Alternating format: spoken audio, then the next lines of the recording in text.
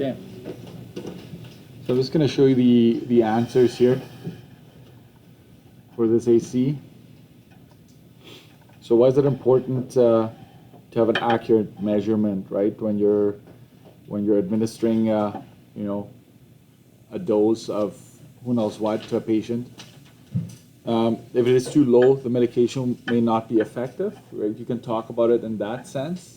Or if it's too high, then it can cause an overdose, right? So either one is fine. If you made some sort of reference to that, like that something could go wrong if it's off, right? So that's kind of how you want to answer this type of question. State the precision of the following. So for each of the following pictures, this one, it's milliliters.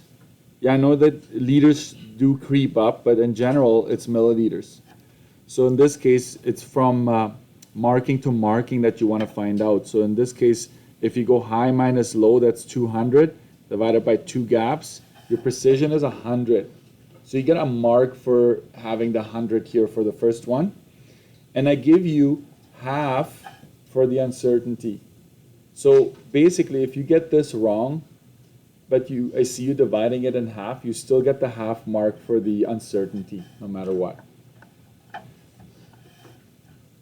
Over here, it's from marking to marking, and there are numbers attached to every mark. So this one is fairly straightforward to find out.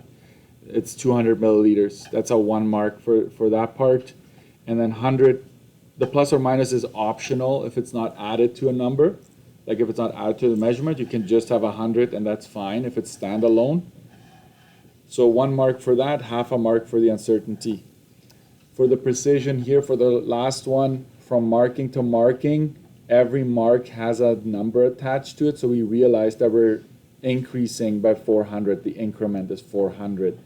Therefore, uncertainty is half of it. So 1 for the precision, half for the uncertainty. That's why this question is worth 4.5. Okay. And then I use the same ones. Okay, so but now they're filled with water. So I'm filling them up. So I want you to state the measurement plus or minus the uncertainty. We can borrow it from up here. But remember, if this had just been one question, this would have been required for you to do anyways before you start answering this. Okay? In this case, it kind of just led you to do that anyways. In this case, you're closest to 1 liter or 1,000 milliliters. That's fine. Maybe on your study sheet, I think it doesn't hurt to just know 1 liter is the equivalent of 1,000 milliliters.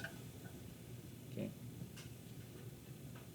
That's probably a good one to have just somewhere on the margins. If that ever does show up, you don't have to worry about it.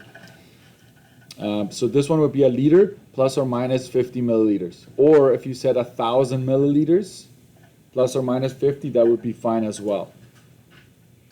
Okay. So basically what I'm doing here is I give you 1 mark for stating the measurement and half a mark for just tacking on the uncertainty. And obviously whatever uncertainty you had previously, that's what you put down here and we're fine. Okay. Next, this one right here, you're closest to 800. So 800 is the measurement, so you get a mark for that, and then half for having the uncertainty tacked along. And then this one, you're again closest to 1 liter, and the uncertainty in this case is, so you get 1 mark for the stating the liter, and half a mark for stating the uncertainty with it. That gives us a total of 10 for this page. You got 4.5 here, 4.5 there. So 10 marks in total for this page. All right? Vince, how are you doing there? Do you need to see the top part? You got it, Vince?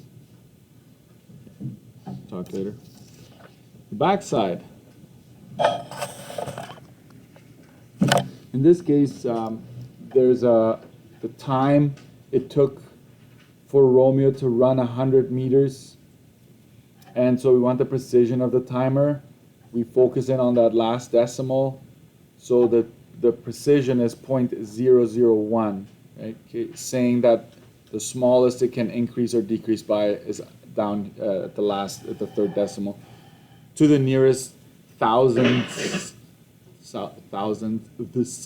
of a second, if that's what you want to answer. State the precision and uncertainty of the ruler below. So the precision, maybe don't worry about this too much, but I just counted, right? 1, 2, 3, 4, all the way to 8, and then keeps going another 8, so 16. So this is, if you went 1/16, you are fine, okay? If you stated 1/16 of an inch, it's the same as this.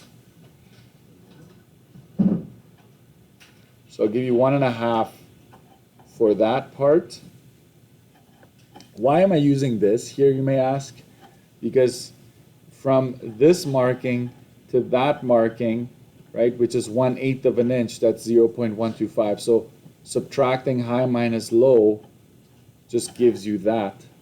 Okay, and then there are 2 gaps between the 2 numbers you grabbed, and so you end up with the same answer. Okay, so regardless of how you did it, and the uncertainty is just half of your precision, which is this. Okay, today I'm going to give you 1.5 for the precision and half for the uncertainty. Okay. All right. So 2 marks for that one. Kira used a measuring cup to draw 2 cups of flour. Her friend checked with a different measuring cup, found out that Kira actually added 2.5 cups to the mix. Explain why her accuracy was off. So Kira may not have leveled off the cup while measuring. Okay. You can also make reference to a damaged cup. Maybe it was bulging at the bottom here.